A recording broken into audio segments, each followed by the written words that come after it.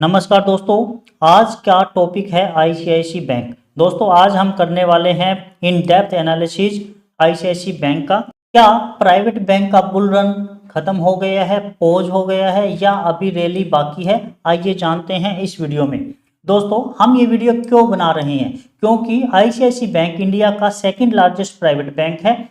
पिछले क्वार्टर में 15% से ज़्यादा प्रॉफिट ग्रोथ हुई। ब्रोकरेज ने 1600 प्लस का टारगेट दिया है। रिटेल और म्यूचुअल फंड का भी इसका स्ट्रॉन्ग इंटरेस्ट है। इसके अंदर टेक्निकल सपोर्ट पे खड़ा है या रेजिस्टेंस जोन पे, ये भी बात हम करेंगे। इन्वेस्टर को क्या करना चाहिए, आइए जानते हैं। सबसे पहले हम बैंक का कोर बिजनेस सेगमेंट समझने की कोशिश करते हैं कि उनको इनकम आती कहाँ से है और एक्चुअल में आईसीआईसी बैंक कितना बड़ा है। 1994 में ये बैंक बना था दोस्तों। प्राइवेट सेक्टर बैंक है।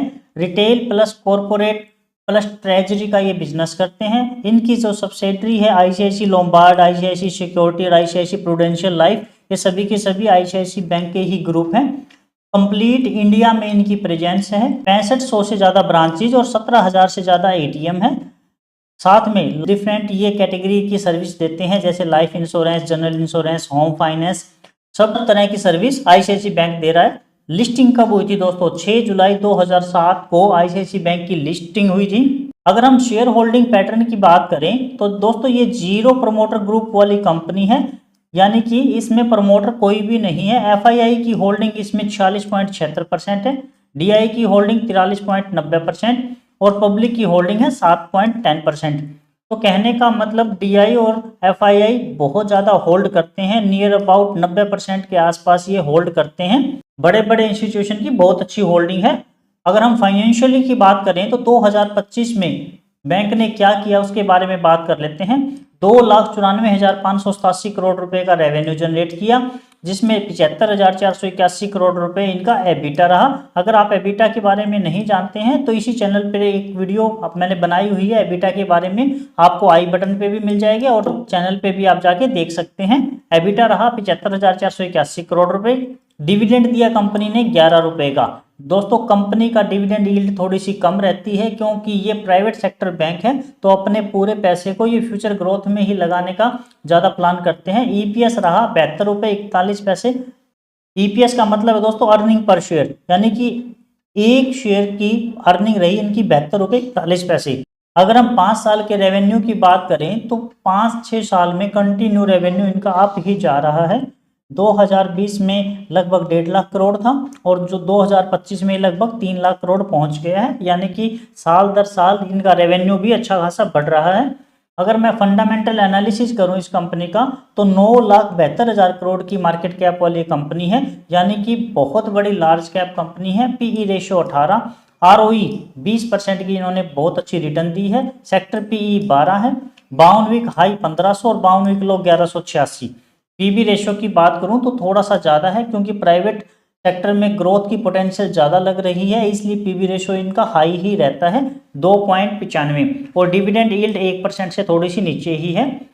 दोस्तों अपने टोटल 3 चैनल हो गए हैं। मार्केट न्यूज विद मुकेश वाले चैनल पर हम डालते हैं एफआईआई डीआई का डाटा या मेजर इकोनॉमी की न्यूज, तो आप मार्केट न्यूज विद मुकेश वाले चैनल को सब्सक्राइब जरूर करना। और डिविडेंड विद मुकेश वाले चैनल पे हम डालते हैं कॉर्पोरेट एक्शन जैसे डिविडेंड, बोनस और स्प्लिट, तो आप दोनों ही चैनल को सब्सक्राइब जरूर करना। आप आगे चलते हैं दोस्तों।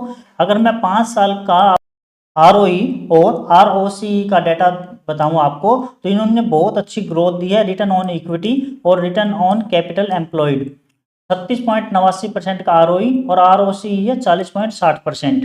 दोस्तों अभी मैंने बात की थी 2025 का डाटा और अभी एक क्वार्टर चला गया है 2026 का। इसका रिजल्ट मैं आपको बता देता हूँ। रेवेन्यू रहा 74,576 करोड़ रुपए और प्रॉफिट अर्न किया इन्होंने 14,456 करोड़, ये नेट प्रॉफिट है। अगर मैं पीर कंपैरिजन की बात करूं, पीर कंपैरिजन का मतलब है दोस्तों इनके कंपटीटर कौन कौन से हैं और उनकी क्या क्या परफॉर्मेंस है, उनके अकॉर्डिंग आईसीआईसी बैंक सस्ता है या महंगा, आइए जानते हैं।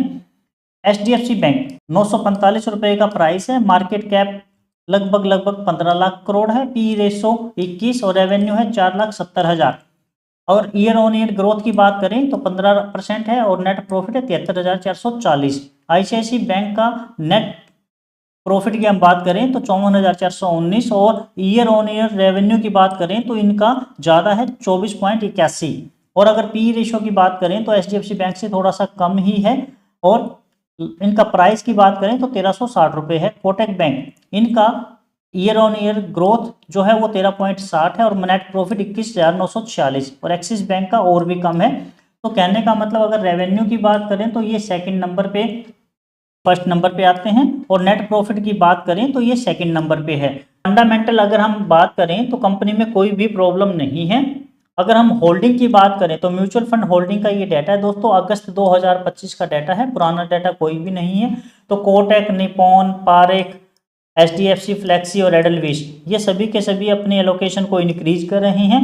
बंधन बैंक और आदित्य बिरला सन लाइफ ने अपनी एलोकेशन को थोड़ा डिक्रीज किया है, लेकिन हम फिर भी ये कह सकते हैं मेजोरिटी ऑफ म्यूचुअल फंड है वो अपनी एलोकेशन को इंक्रीज ही कर रहे हैं। इनका फ्यूचर प्लान क्या है दोस्तों? आईसीआईसी ने अभी 460 न्यू ब्रांच ऐड किए हैं। अभी मैंने 2 मिनट पहले आपको बताया था कि 6500 ब्रांचेज है, लेकिन 460 ब्रांचेज और इन्होंने ऐड कर दी हैं। लगभग 7000 के आसपास इनकी ब्रांचेज हो गई है।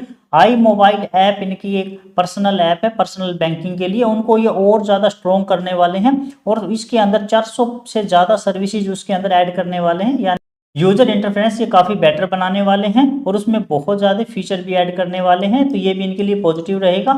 स्टार्टअप के लिए आईसीआईसी बैंक बहुत ज़्यादा हेल्पफुल है, स्टार्टिंग फेज से लेके और पूरे के पूरे जब तक उनका सेटअप नहीं हो जाता तब तक वे कंप्लीट हेल्प करते हैं फाइनेंशियली।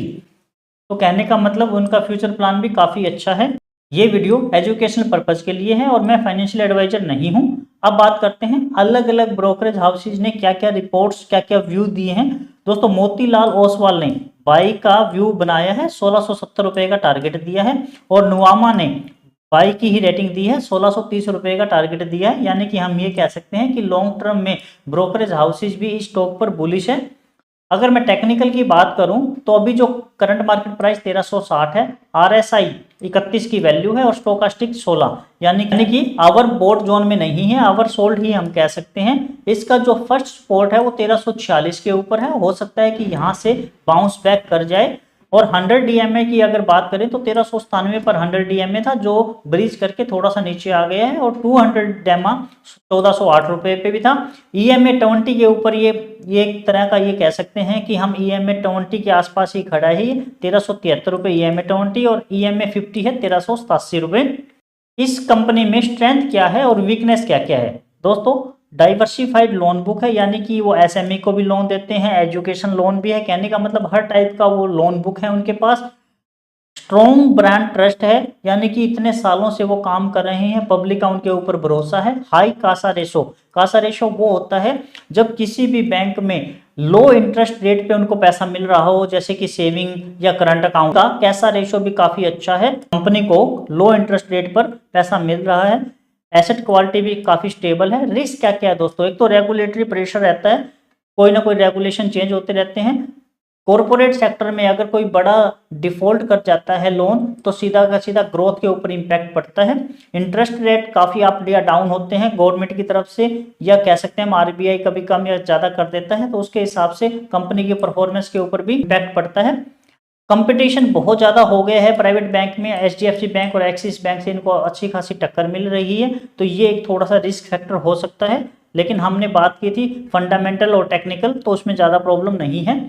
अब बात करते हैं दोस्तों मेरा पर्सनल व्यू क्या है, और लास्ट में मैं आपको कंक्लूजन भी बता देता हूँ।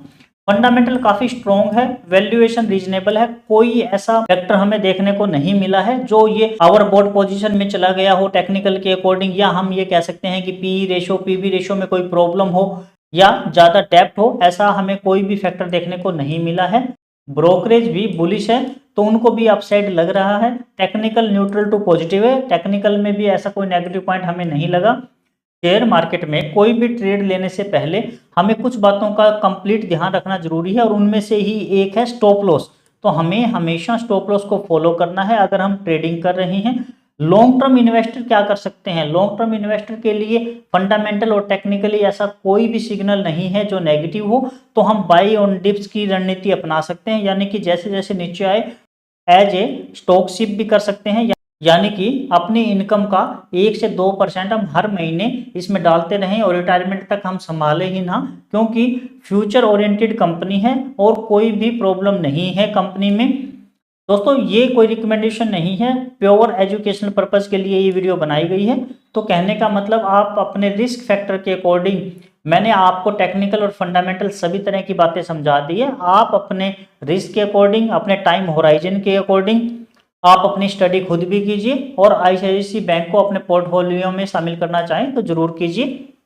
तो दोस्तों ये थी कंप्लीट आईसीआईसीआई बैंक का स्ट्रक्चर। आप वीडियो को लाइक जरूर करना, आपको कैसा लगा आप मुझे कमेंट करके जरूर बताना। चैनल को आप सब्सक्राइब करके बेल आइकन को ऑन करना। अपना कीमती समय देकर ये वीडियो देखने के लिए आपका बहुत बहुत धन्यवाद। नमस्कार दोस्तों।